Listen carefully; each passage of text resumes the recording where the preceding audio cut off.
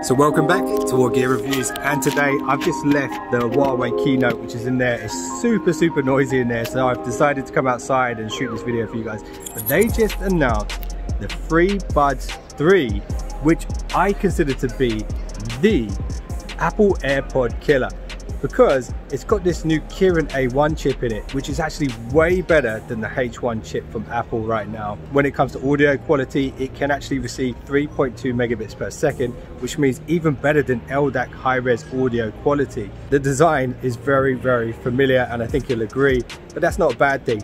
But one of the good things about the Freebuds 3 is they also come in black, so you don't have to go and get a custom pair made just to change the color to black, which is what most people would go for. As well as that, there's some really cool things inside the Freebuds 3.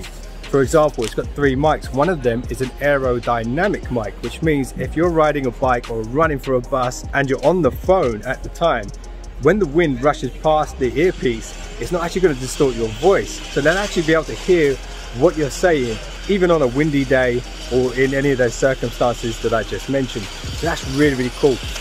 Also, within the earpiece itself is a bone conducting sensor as well. So apparently when you're speaking, it can actually feel the vibration in your bone and enhance the sound using that somehow, which is really quite interesting as well. And the fact that the Kirin A1 chip is so small means they can free up a bit more space inside the chamber of the Freebuds 3 to actually deliver better sounds. So they're calling it dolphin vocal sound, which sounds interesting too. I really like the design of the case, super slimline, looks really awesome. So I hope you guys enjoyed this first look at the brand new Huawei Freebuds 3.